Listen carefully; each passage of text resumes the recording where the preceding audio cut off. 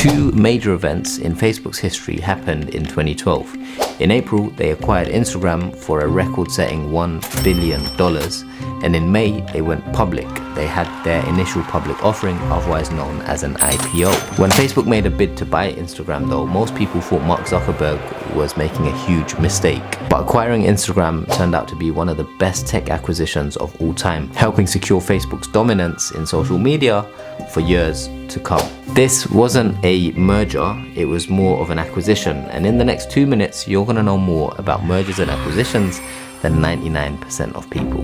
Let's go.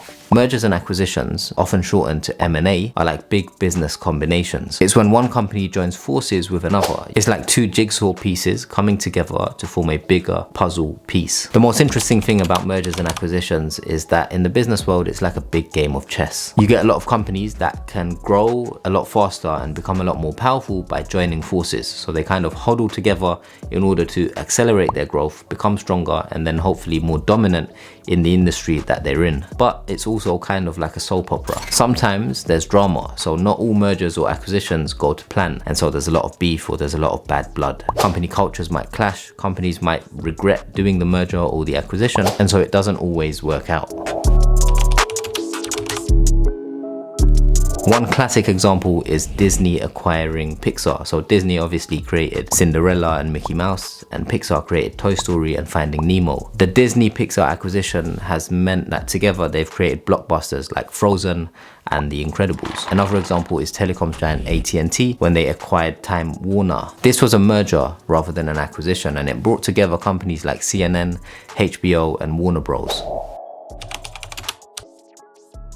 So M&A can take different forms. There could be mergers, there could be acquisitions, and it happens across different industries. So technology, healthcare, consumer goods, so on and so forth. It happens across the landscape and there's different types. A merger is like two companies or two equals combining, while an acquisition is when a bigger player acquires a smaller or consumes or buys out a smaller company. All right, so what are the reasons for mergers and acquisitions? There's lots of different reasons. Some of the most common reasons include growing faster, entering new markets. Like you might see a company that's in your space but doing it better, but they're a lot smaller, so you just acquire them, so then you can have that in your artillery to help your company access that market or grow faster or reach a client or customer pool that you might not have access to. All companies might do M&A in order to make efficiency gains and save money. M&A isn't always smooth, it can be quite tricky, and oftentimes different companies have different cultures.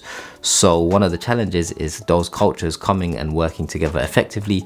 Sometimes it doesn't work, and that's just part of the process. M&A can affect employees, customers, and even the products and services that the companies offer. You might see this often where some of the services or products on offer from your favorite companies change as a result of a merger or an acquisition.